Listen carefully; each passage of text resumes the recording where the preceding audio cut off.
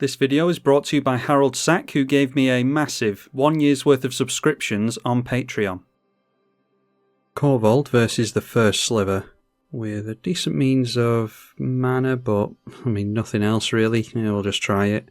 It's a reasonably competitive deck, so hopefully we'll be able to get something going here. We are on the play, so get down our dork. Our opponent just drops a land. We get into more removal, so we're just limping our way up to our commander, I think. Swing in for 1 point of damage. This thing does have Exalted, and swinging in on its own will give it a +1 buff. And seeing this Sliver from our opponent, Heart Sliver, will give them all haste. We'll crack the Bloodstained Mire before getting on with our turn. Alright, just another land, so we'll go for another tap land, and the Dreadbore is fine to get rid of a hasty Sliver, I think, because it's not the type of thing that we really want to be dealing with. Hibernation Sliver this time. Pay 2 life and return it to the hand. And a first strike, striking Sliver. And now just into a Bojuka Bog, so do we have to get rid of the Ignoble Hierarch at this point? Yeah, I think we kinda have to. We'll try drawing another card to the Korvold. Sacrificing that puts a plus counter on our commander and draws us a card. Alright, and into a Thoughtseize, so not doing too much of anything this game so far. We've only got 33 lands in the deck, so it's surprising that we're drawing into this many of them. A Clot Sliver this time regenerates for 2 generic, but our opponent not doing incredibly well on the mana front. The colours are a little bit goofy over there. Wow, another land. Okay, so let's just play the Bojuka Bog. We'll exile our opponent's graveyard and then we'll sacrifice the Bojuka Bog, I suppose. If our opponent's behind on mana, then it's not going to do us that much harm to lose a mana ourselves. Maybe could have gone for the Thoughtseize first to exile whatever it is that they discard, but I'm really just trying to save my mana in case we get into something more relevant here. So I'll get rid of Bojuka Bog. Draws us into a Zorn. Okay, so we could have gone for the Thoughtseize, but weren't to know. Just need to get into a means of actually making some treasures now. And let's see here, allowing us... Yeah, they couldn't have afforded the Eladamri's Call anyway. Constricting Sliver is also available to them potentially soon. Yeah, and the colours are really wonky at the moment, so in case they get into a green mana, we'll get rid of the tutor. I didn't realise actually, but they have a companion as well in Gigantha, so that's worth noting. They have to pay 3 generic mana to get this back into their hand. But just dropping a land this turn will fix their colours, so it's a good job we got rid of that tutor when we did. We know the 2 creatures that are in their hand. Wow, 33 lands and we can't stop drawing into them. Alright, get that down tapped as well. Gonna have our opponent on 13 points of commander damage at least. Alright, and into Imperial Seal, so like I said, a means of making treasures would be good. Imperial Seal going to put any card on top of our library. Now the question is, are they going to be able to get into a land next turn, because this deals with Korvold. I think we kind of just have to take the risk at this point. Maybe Tevesh Sack can help keep us in it, even though it's not a treasure thing. Goldspan Dragon is going to be pretty good. Just had to sacrifice too many lands, annoyingly. Yeah, let's go for the Goldspan Dragon. And we'll just have to keep hoping that we can get into something relevant.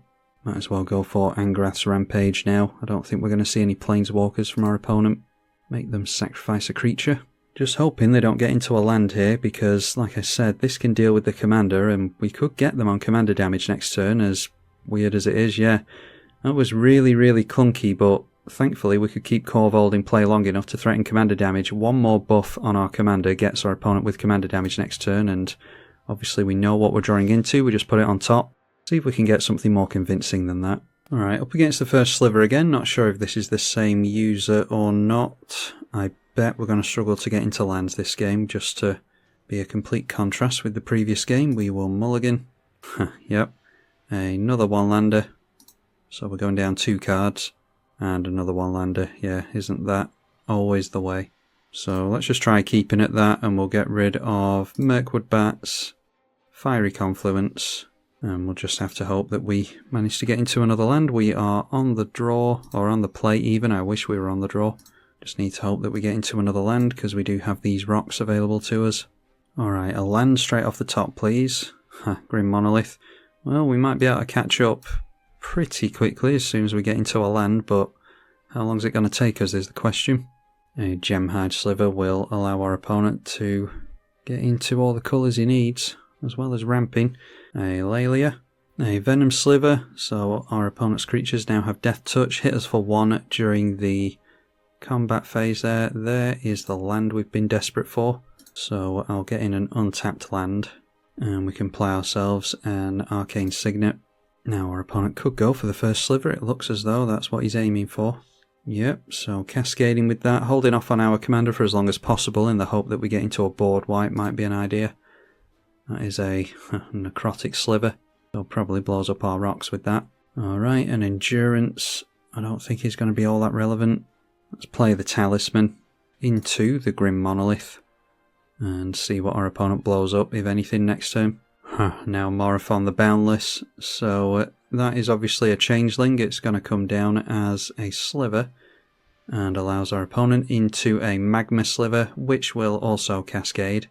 And perfect. A 4-drop into a 3-drop. They'd like a 2-drop now, which of course they do. That is Dregscape Sliver, so they have Unearth and First Strike with the Striking Sliver. So if we're going to draw into a board wipe, now's the time to do it. Noteworthy they played a Noble Hierarch first, and then seeing a Sliver Queen, so able to get that down thanks to the Morophon, but just cascade straight into a 1-drop in the Phyrexian Reclamation. Okay, now getting into a land just to be annoying. Yeah, do we just get down the Korvold now and try to draw into something relevant? We probably die next turn. So Korvold comes into play. We will sacrifice the Grim Monolith because we don't want to pay to untap it.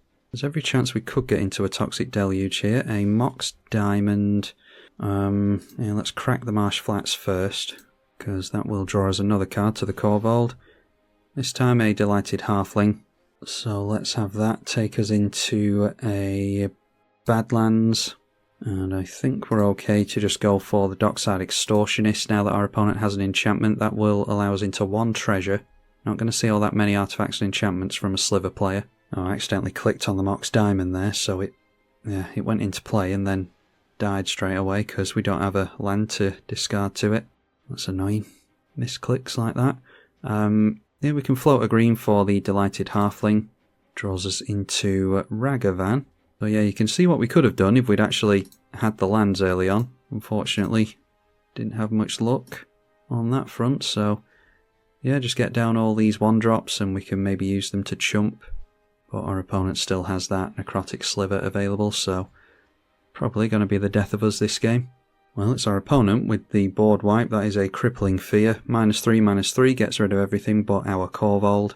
And now a Thorncaster Sliver, so that is going to do a lot of pings when our opponent turns in sideways, and they have a lot of damage as is, so yeah, if they can get into some kind of haste here, that would be good, although going straight down to a 2-drop for Menace doesn't bode well on the haste front. So they do get into the 1-drop Gale Rider Sliver, meaning that we'll need flyers in order to block. We can see a bunch of cards revealed here. They have gone through their entire deck, 148 cards revealed. So that means if any of you are interested, then you can do a print screen here. You'll have to go through all the duplicates because it's actually 225 cards have been revealed now, but the full deck list is in there along with the cards that we've seen already. So yeah, if any of you are interested, I think most First Sliver decks are the same, but you can have a look for some abnormalities there. The pings coming from the creatures attacking in, the 4 creatures attacking in, go onto the Korvold, so getting that out of the way as a chump blocker. Oh, actually, they have Death Touch, don't they? So can deal damage, 3 damage to us and then 1 damage to the Korvold. Well, our opponent didn't think of that either, targeted all of it at Korvold. So we lose 3 less damage than we should have lost there. But it's noteworthy that the first Sliver is now a 21 powered creature anyway. Thanks to the Magma Sliver, all slivers you control have target sliver gains +X until end of turn, where X is the number of slivers on the battlefield. So actually it's been buffed again. That is a 34 first Sliver now, so 34 commander damage dealt to us, and we go down below 0 as well. So a convincing one from our opponent, but we couldn't get into a half decent opening hand, contrast to the last game, so we'll put one more into this video, I think. Playing against a Karma this time, so yeah, who can ramp out first? Well, I challenge my opponent to beat our ramp here. They are on the play. Thing is, we can get down our commander really quickly here, but we won't have anything to sacrifice into it, so yeah. Not sure what we're doing here. Let's just go for a tap land. Field of Ruin for our opponent, and managed to get out a Temple of the False God thanks to an Explore, playing an additional land, 5 cards in hand, and alright, there's a Black Market Connections. Is probably worth getting out with a Lotus Petal this turn. So sack that for mana, and it's a turn 2 Black Market Connections for us. So we can make a treasure and a creature to sacrifice with this next turn, so maybe get down the Korvold next turn. That Black Market Connections is a good draw. Colour's still a little bit janky from our opponent, but he's getting there with the Farseek. Managed to get into a Radiant Grove as well. So on to 6 mana already. He's taken us up on the challenge. Alright, Fable of the Mirror Breaker is tempting as well. We'll do all of the abilities. And I think I want to be swinging in for potential commander damage, although Zakama's going to come down and block the reach. We'll just have to hope that we can take that out of play. Go for green. Play the Jeweled Lotus. Then play the Korvold Fae Cursed King. We will sacrifice the Shapeshifter token just so that we can draw an additional card. Alright, and that's a Sol Ring. So maybe we do manage to get down Fable of the Mirror Breaker after all. Sacrifice the treasure for a red mana, and drawing to Korvold gets us into Dockside, which isn't relevant. It's not going to often be relevant in 1v1 Dockside, but it at least makes maybe 1 or 2 treasure tokens, and then we can sacrifice the body, so I thought it was still worth having in here. Go for Fable of the Mirror Breaker. Makes a 2-2 that will create some treasure tokens for us. Hopefully our opponent won't be able to get a blocker in next turn.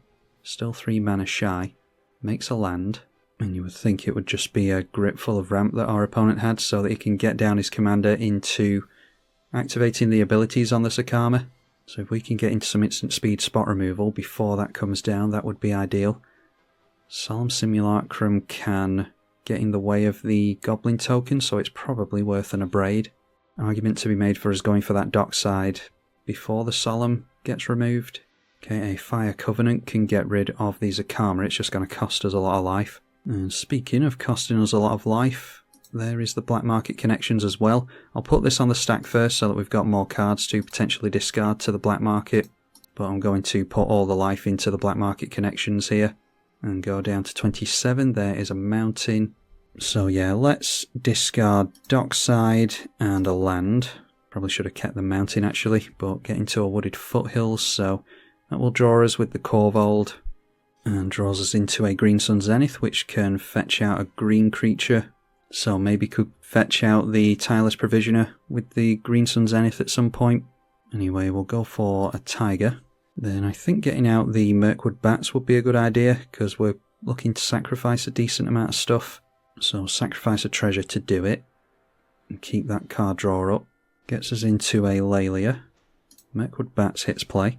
And are they going to make a land into the Zakama next turn? We do want to be holding up the Fire Covenant really. Maybe should have held off on the Mirkwood Bat so that we could swing in with the Goblin. Yeah, we'll just turn in sideways with the Korvold here. Sacrificing the Shapeshifter token. And our opponent will lose a life because a token either left or entered. Alright, and then a Path to Exile on the Korvold. Yeah, not sure why they gave us the card draw there, but we'll take an additional land here. Missing out on the commander damage, unfortunately, but like I said, we'll take the land. It can just be a Snow Mountain. Draws us into a Dark Ritual, so does that change what we can do here? Not really, we still want to hold up the black mana for the Dark Covenant, so we'll lose the Diabolic Intent, I think. Alright, not getting down the commander, surprisingly, a Sylvan Library first. This might give us a chance to abrade the Solemn Simulacrum out of the way. Idyllic Tutor searches for an enchantment, and finding with that an Awakening Zone to make mana every turn. So missing out on the land seemingly. Playing the enchantment out immediately. So if they swing in with the Solemn Simulacrum just to draw here, maybe they could have done that anyway, tried to make the land and then play the Zakama. Looks like they're holding it back anyway, but yeah, we could block with the Mirkwood Bats here and save our Abrade. But no, they decide not to swing in with it, so we'll just go for the Abrade now, destroying the Solemn. And that means that we can turn in sideways with the Goblin now. They do draw a card, but it gets it out of the way. Should have had that done last turn, really. Okay, so we exile the Fable of the Mirror Breaker to make a Kiki Jiki. Let's take more life to I don't think we need a creature, but we will make a treasure and draw. Need to be careful if we're going to make use of the Fire Covenant on our opponent's commander. So we've got Reflections of Kiki Jiki, probably makes copies of the Mirkwood Bats, that would be fun. Play a Forest. And it's between getting down our commander or getting down Lelia and Minsk maybe. Yeah, we won't be able to hold up the Fire Covenant unfortunately, so let's just go for the Minsk and Boo. And that will make us a Boo token. We will plus and put the plus counters on here. And then we can turn all our non-summoning sick creatures in sideways. That will make us a treasure token with the Goblin Shaman.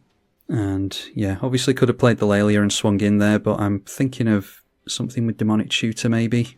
This should cost 7, so we'd only have 1 mana left up after the Korvold comes in. Yeah, so let's just go for Demonic Tutor, I think. And maybe that can just be an Assassin's Trophy. We can maybe not take so much life to the Zakama coming into play that way.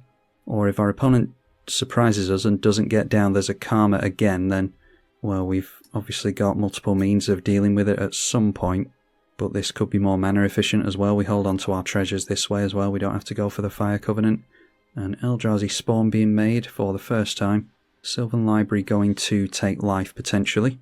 Sacrificing the Eldrazi Spawn, it looks as though our opponent is getting his commander down here.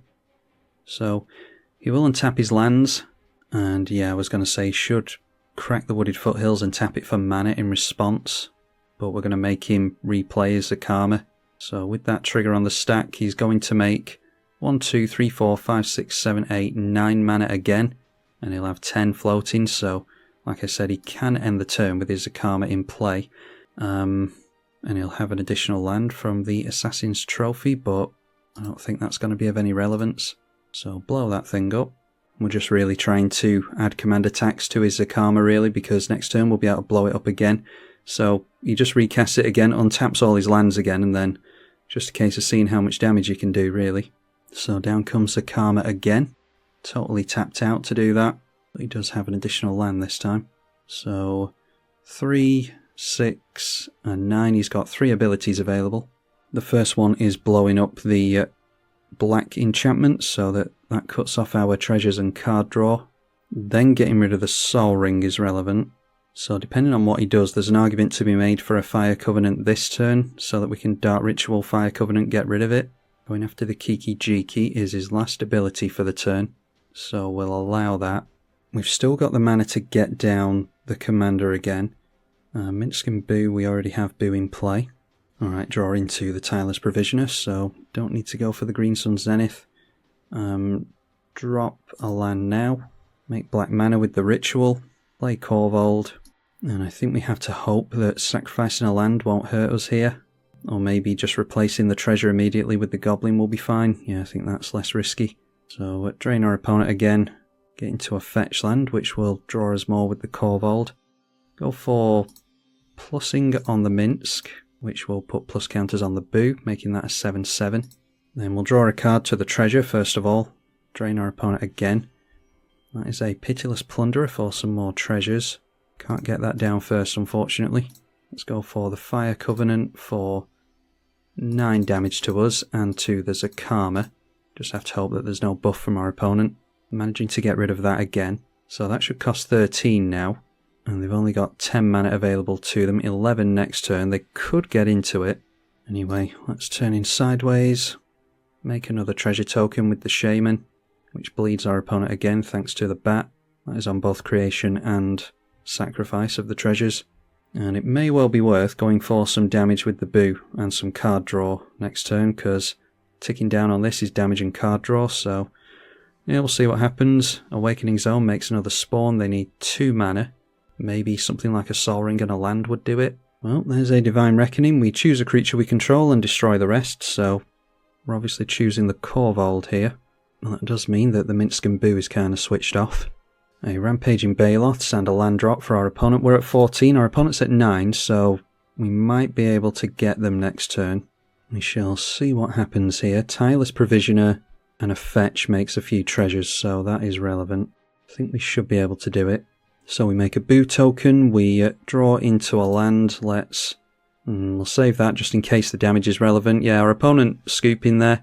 We would have gone for Tireless Provisioner, make a couple of treasures off the fetch. Would have been 3 treasures. That is +3 on the Korvold for 9 damage in the air. And yeah, failing that, it would have been plus counters on the Boo. And try to have Minsk and Boo be a replacement as the commander for the deck.